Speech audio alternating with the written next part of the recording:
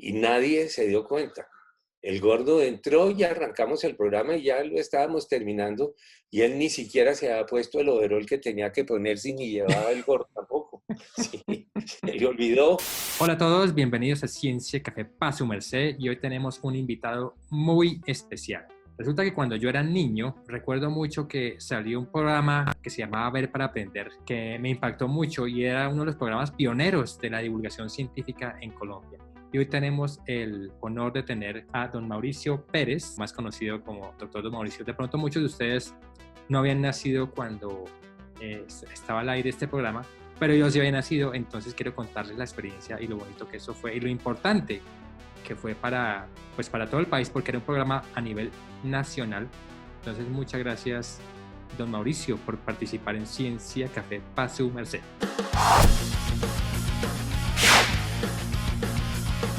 ¿Tú qué profesión tienes y qué hacías antes de Ver para Aprender? Yo soy ingeniero civil, recién terminé, iniciamos con unos compañeros una compañía, pero realmente terminamos trabajando básicamente en todo lo que era desarrollo de software. Trabajábamos en el computador de los antes, que era un computador grande, primero un 1130 y luego un 360 de IBM. Nosotros trajimos aquí al país unos mini computadores que eran como del tamaño de una nevera. Tenían un disco de 1 mega, una cosa de esas, o dos, y uno fijo de 5 megas. Yo en esa época estaba casado con María Mercedes Rivera. Su hermano trabajaba en Coestrellas. A través de esa relación nos llamó para hacer un programa de computadores para niños. Esa fue la idea inicial de Bernardo, conversamos con él y finalmente me llamó y me dijo, mire, el programa ya no es de computadores para niños, sino la idea es que usted se dedique a un programa con Carlos Benjumea, en donde él es un campesino y usted es un profesor en el pueblo que le enseña de todo. A mí me pareció fabuloso, siempre me ha encantado la docencia y arrancamos con esa idea en el año 83. ¿Pero no te dio como un ataque de pánico enfrente a las cámaras con el gordo Benjumea, que un actor muy reconocido, así como, usted venga de ingeniería, ¡prim! Al frente de las Sí, cámaras? el gordo es una persona muy inteligente, su función era hacer las veces de un niño preguntón e indisciplinado. El programa era 2 veces por semana, de tal suerte que en los 10 años hicimos nosotros un poco más de 1000 programas de Ver para Aprender. Y fue una experiencia fantástica. En primer lugar, porque la grabación era deliciosa. No había cortes, ni tomas fijas, ni nada, sino la grabación empezaba y el gordo y yo hacíamos el programa prácticamente sin cortes, sin libreto ni nada. Se planeaban los Ah, temas. sí, improvisaban. Era absolutamente improvisado. Yo sabía el tema, yo le contaba el tema al gordo al comenzar el programa. Hoy vamos a hablar de la diferencial. Listo. Y empezaba el programa y la filosofía del programa era que entendiera y pudiera practicar en su casa con lo que tiene en su casa.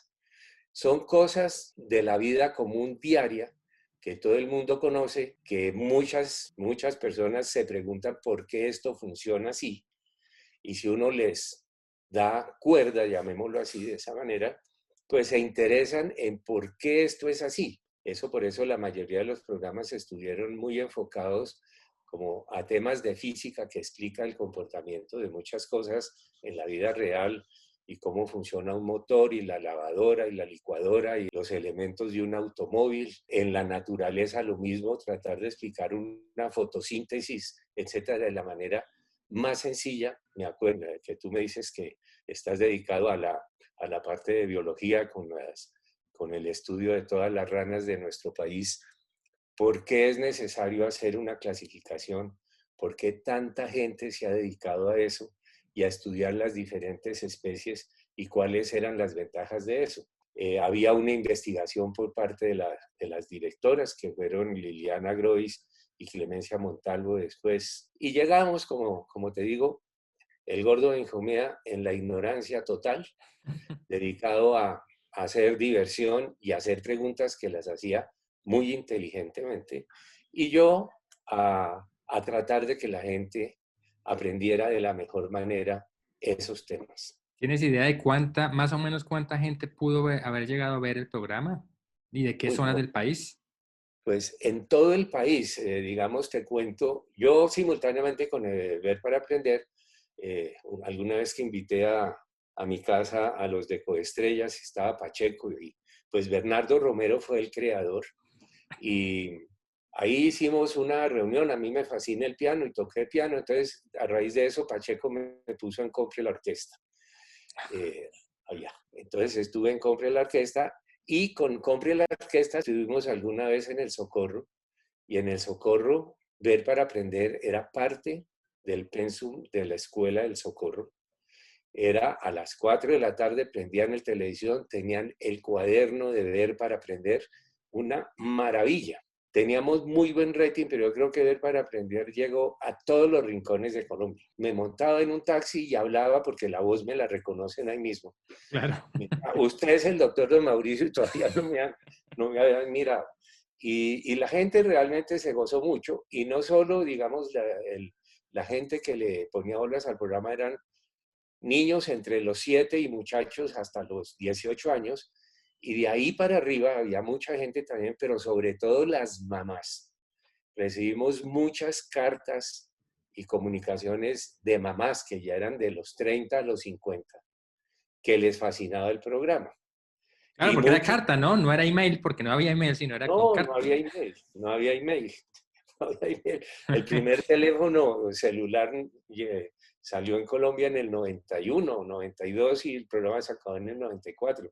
Ahí no había email todavía, ni había internet ni nada, era en carta. Claro. Con los dibujos y todas las cosas. Y me hace recordar, o sea, en la pandemia actual ha surgido este problema de que muchas partes del país tienen problemas con su educación y cuando se cierran los colegios, pues toca enseñar a través de la televisión y ahorita mismo hay los canales públicos tienen un fuerte componente de educación en casa que me hace recordar esas épocas en donde había una franja específica de educación que ya no existe, ¿cierto? Sí, exacto. Y no había una comunicación interactiva.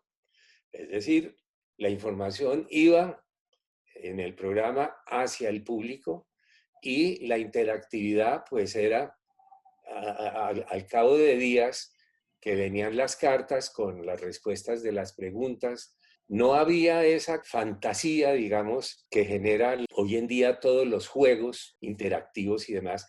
Era todo hecho con las manos, en el programa y en la casa y con los elementos más sencillos que pudieran tener a su alcance. Esa era como la filosofía del programa. Yo creo que mucha gente se inspiró en estudiar ingenierías o ciencias gracias a Ver para Aprender. Ojalá, sí señor, yo creo que fue así. Anécdota científica. En alguna ocasión, y nadie se dio cuenta, el gordo entró y arrancamos el programa y ya lo estábamos terminando y él ni siquiera se había puesto el overol que tenía que ponerse ni llevaba el gordo tampoco. Sí, se le olvidó ponerse su traje del programa y ya íbamos terminando la grabación cuando alguno de los camarógrafos pegó el grito y dijo, oiga, pero es que el gordo ni el overol se puso. O sea, no salió al aire, ¿no? Nos perdimos ese episodio. No, lo peor de todo es que salió al aire. ¿Sí? Salió al aire, sí, porque al final del programa, para salvar el programa que ya estaba grabado, ahí sí se interrumpió y reanudamos. Y entonces reanudamos y yo le reclamé a don Julio que cómo era posible que llegara con esas pintas y él sabía que tenía que ir preparado para la clase con su overol y todo, sí, me salvó el programa. Don Mauricio, muchísimas gracias por haber participado en Ciencia Café. Ciencia para su merced.